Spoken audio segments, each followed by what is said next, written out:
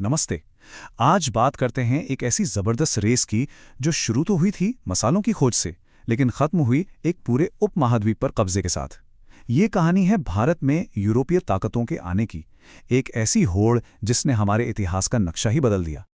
तो चलिए अपनी पड़ताल की शुरुआत इसी सवाल से करते हैं। आखिर ऐसा क्या हुआ कि मसालों की एक मामूली सी खोज एक पूरे सब कॉन्टिनेंट के लिए 300 साल लंबी रेस में बदल गई? तो रेस शुरू होती है, और स्टार्टिंग लाइन पर कौन कौन खड़ा है।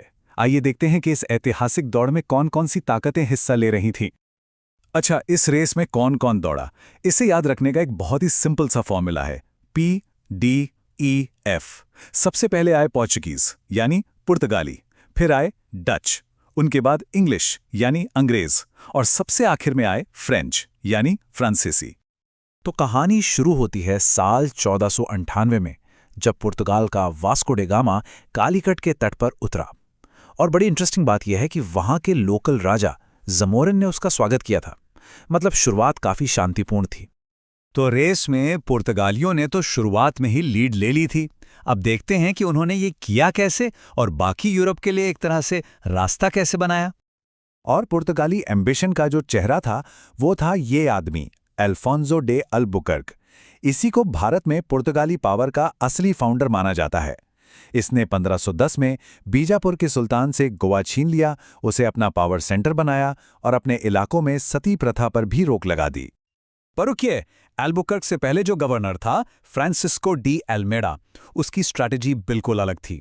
इसे कहते थे ब्लू वाटर पॉलिसी। इसका मकसद जमीन पर राज करना नहीं था, बल्कि समंदर के व्यापारिक रास्तों पर पूरा कब्जा करना था। सोचिए, उनका मानना था कि जमीन किसी की भी हो, समंदर पर हमारा राज होना चाहिए। मतलब ट्रैक पर ही कब्जा कर लो, रेस तो अपने आप जीत जाओगे। अच्छा, पुर्तगाली सिर्फ लड़ाई और व्यापार ही नहीं कर रहे थे, वो अपने साथ बहुत कुछ लेकर भी आए, जैसे कि तंबाकू, आलू, टमाटर और लाल मिर्च। ये सब वही लाए थे। और तो और, भारत की पहली प्रिंटिंग प्रेस भी 1556 में गोवा में उन्होंने ही लगाई। गोथिक आर्किटेक्चर से भी भारत का परिचय उन्होंने ही करवाया। अब जब पुर्तगालियों को इतना सफल होते देखा तो जाहिर है रेस में और भी खिलाड़ी कूद पड़े। आप इस स्लाइड में देख सकते हैं 1602 में डच आए, पर उनका मेन फोकस भारत नहीं बल्कि इंडोनेशिया के मसाला द्वीप थे। फिर 1608 में आए अंग्रेज, जिनका इरादा सिर्फ व्यापार का नहीं था बल्कि जमीन पर कब्जा करने का भी था। और सबसे आखिर में 1664 में आए फ्रांसीसी, जिनका मकसद तो एकदम साफ था, भारत में एक साम्राज्य बनाना।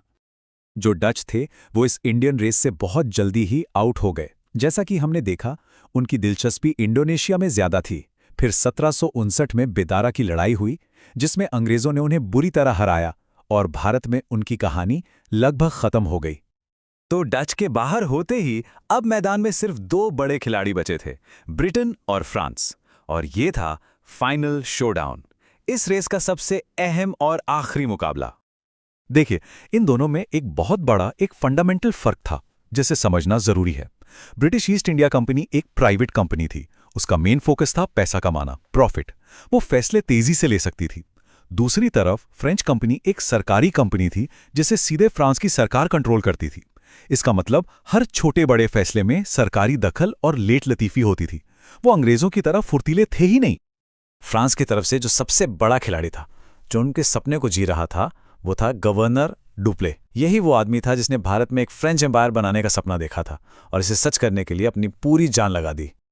और फिर वो साल आया जिसने गेम पलट दिया, 1760। ये एक ऐसा टर्निंग पॉइंट था जिसने भारत में यूरोपियन ताकतों के भविष्य पर मोहर लगा दी। इसी साल एक लड़ाई हुई जिसने फ्रांसीसियों का सपना हमेशा के लिए तोड़ दिया। वो लड़ाई थी वांडी वॉश की लड़ाई। और बस इस एक लड़ाई ने सब खत्म कर दिया। ब्रिटिश जनरल आयरकूट ने फ्रेंच को ऐसी शिकस्त दी कि भारत में उनकी पावर लगभग जीरो हो गई। उन्हें बस पौंडीचेरी के एक छोटे से इलाके में समेट दिया गया। रेस का एक और बड़ा खिलाड़ी बाहर हो चुका था। तो फ्रांसीसी भी बाहर हो गए। अब रेस का विनर एकदम साफ था, अंग्रेज। पर सवाल यह है कि वो जीते कैसे? क्या सिर्फ उनकी मिलिट्री बेहतर थी या उनकी जीत के पीछे कोई गहरी आर्थिक और राजनीतिक वजहें भी थीं? चलिए पता करते हैं। उनकी जीत का एक बहुत बड़ा टर्निंग पॉइंट आया 1717 में। इसे कंपनी का मैग्ना कार्टा भी कहते हैं। हुआ ये कि मुगल बादशाह फर्रुखसियर ने एक फरमान जारी किया जिसने अंग्रेजों को बिना कोई टैक्स दिए व्यापार करने की छूट दे दी। सोचिए, ये एक तरह का इकोनॉमिक सुपर पावर था जो किसी और के पास नहीं था। अब वो बाकियों से कहीं ज्यादा सस्ता माल बेच सकते थे और ज्यादा मुनाफा कमा सकते थे। अब इस जबरदस्त इकोनॉमिक एडवांटेज के साथ अंग्रेजों ने धीरे धीरे अपनी जड़ें जमाना शुरू कर दिया। उन्होंने 3 मेन पावर सेंटर्स बनाए जिन्हें प्रेसिडेंसी कहा जाता था: मद्रास, बॉम्बे और कलकत्ता। यही 3 शहर भारत पर उनके राज की नींव बने। वैसे बॉम्बे मिलने की कहानी तो और भी मजेदार है। ये शहर अंग्रेजों ने जीता नहीं था, बल्कि इंग्लैंड के राजा चार्ल्स II को दहेज में मिला था जब उन्होंने एक पुर्तगाली राजकुमारी से शादी की, और राजा ने बाद में इसे सिर्फ 10 पाउंड के सालाना किराए पर ईस्ट इंडिया कंपनी को दे दिया। तो अंग्रेजों ने सिर्फ बड़े कॉम्पिटिटर्स को ही नहीं हराया, बल्कि जो छोटे-मोटे खिलाड़ी थे उन्हें भी रास्ते से हटा दिया, जैसे कि डेनमार्क के डैनिश लोग। उन्होंने 1845 में अपनी सारी बस्तियां अंग्रेजों को बेचीं और भारत से चले गए। इससे भारत पर ब्रिटिश कब्जा और भी पक्का हो गया। तो चलिए फटाफट से एक क्विक रिकैप कर लेते हैं। सबसे पहले आने का सीक्वेंस याद रखिए। PDEF पुर्तगालियों की शुरुआती स्ट्रैटेजी थी blue water policy. French power का अंत हुआ 1760 की वॉन्डीवाश की लड़ाई से। अंग्रेजों का सबसे बड़ा एडवांटेज था 1717 का फरमान, और आखिर में उनके पावर सेंटर्स थे मद्रास, बॉम्बे और कलकत्ता। तो ये तो साफ है कि भारत की इस रेस का विनर कौन था। लेकिन सोचने वाली बात यह है कि इस जीत की, इस बेशकीमती इनाम की असली कीमत क्या थी, और ये कीमत किसने चुकाई।